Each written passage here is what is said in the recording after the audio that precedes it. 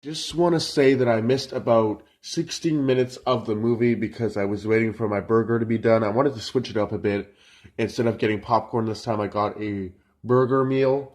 And yeah, so what I missed basically was a group of people got a vacation to Fantasy Island, where all your fantasies come true. So they arrive there, they get their suites or their rooms or whatever, and the guy, Rorik, I think that's what he was called in the movie, Rorik gives them what their deepest desires are, and it goes well. The funniest thing about it is that he even makes jokes about how most people's fantasies are just sex stuff, and they make fun of it a lot in the movie. Where Rourke even says to one of the characters who doesn't have an infatuation with sex or drugs or stuff like that, and he's like, "Well, your fantasy is very different because you put on your sheet when you signed up that it's complicated, which is interesting because most of it is just sex stuff." So, yeah, that was pretty funny.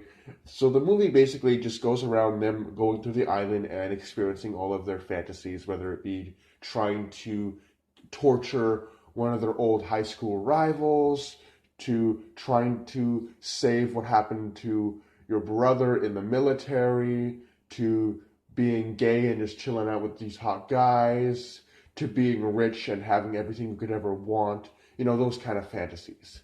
And yeah, so they were all dealt with extremely well. The one character that does have the most reasonable fantasy that isn't, crazy like being rich or killing, well, not killing, but seriously hurting your high school rival and stuff like that, is that one girl has a fantasy where she wishes that she said yes to her possible boyfriend. In the past, there was a guy that she was dating and she was too scared to say yes, so she declined him when he popped the question. And so then she goes back to try to say yes, I want to get married, and she does it, but then something's missing. It isn't the same. It doesn't feel real to her.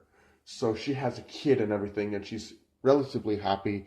And then she realizes what she really wanted was, during the movie, it explains that there was a fire that happened in her apartment. She left some tea on the kettle and forgot about it, and it burned down the apartment that she was in.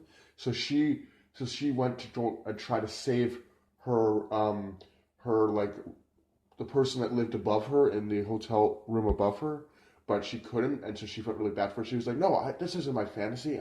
What I really want is to save my to save one of the people that was in my hotel because I felt bad because it was my fault. I could never forgive myself." And the guy's like, "Sorry, you only get one fantasy." And so he says, "What about your wife? Could you?" And so he sacrifices his wife, and we later know in the film that Rorik, as long as he does the island's bidding, as long as he orchestrates the fantasies, then his wife will stay, will survive forever. Because apparently, on their way to Fantasy Island, when Rorik and his wife were discovering Fantasy Island, she died all along the way. So the island granted Rorik his fantasy, which was to live with his wife forever. But as the only way for it to work is he has to orchestrate the fantasies and do the island's bidding, or his wife disappears forever. Goes back to her just being dead. So we find that out. So we supposedly see him sacrifice his wife, but it doesn't work. It was all a lie. And so the lady that wants to get revenge on her high school rival realizes that, oh my god, Rourke actually fucking kidnapped this person.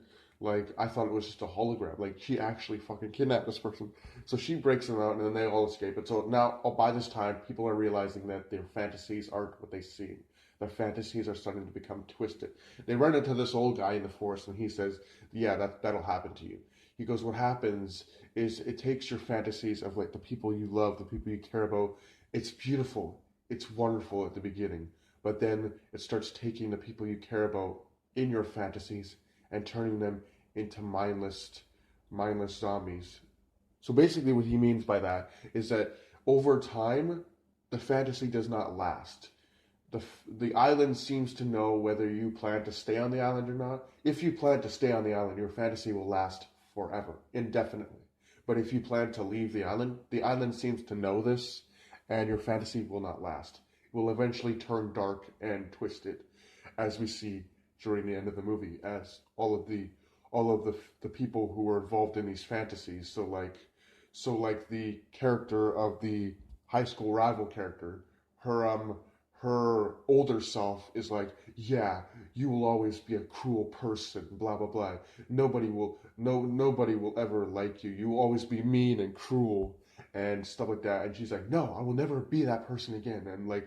And then the military guy sees his brother is like his brother's trying to kill him and stuff, and the character with the family that she always wanted, her family is like now trying to kill her, and they're all like zombies and things, so they can't really be killed. They can only be stopped momentarily.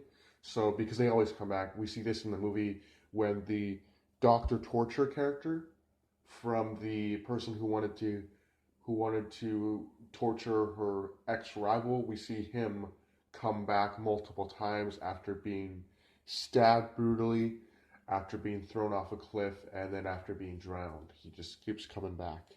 So these things can't really be killed. So it's pretty crazy. At the end, we realize that one of Rourke's staff is actually his wife, and as we realize that the girl who is called the Crazy Letter Girl, she reveals to them that, oh, this is all part of her plan. It wasn't any of you guys. It was all part of my plan, because blah blah blah blah blah. Stuff that just randomly just came out of nowhere.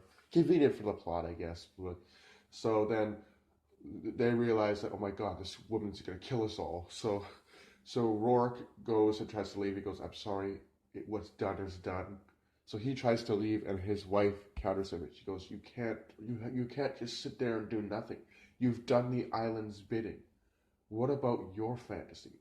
What about blah blah blah? And he goes, I don't want to lose you again.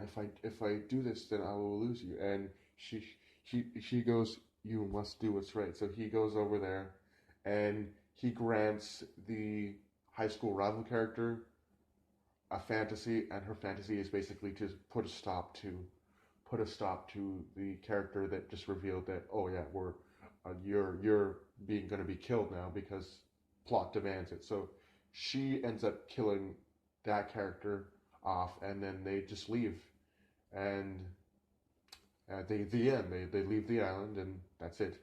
So the movie itself was not my type of movie. I'm more into the monster movies, creature features, horror movies, action, adventure. This movie, while it markets itself as a horror movie, there's really nothing scary about it. There's a couple scenes where it looks like it's trying to be scary, but it's really not. It just really isn't. It just feels kind of like a thriller more than a horror movie. And even though it was marketed off as a horror movie, yeah, like I said, nothing inherently scary about this film. So I give Fantasy Island 2020 a 2. I give it a 2-star rating. So I hope you guys enjoyed the video. This is definitely a watch I would recommend for on-demand watching, like watch it when it comes out on demand, or it comes out like in your discount stores. Don't pay full price for it, because it's just kind of there. It's just kind of another Blumhouse Truth or Dare jump, because Truth or Dare wasn't a good movie either. Neither was this one, really. So I definitely recommend purchasing this when it's available for free on demand. Don't pay good money for this, because it's not worth it. But I hope you guys enjoyed. Do take care, like I said before, and I'll see you guys in the next video.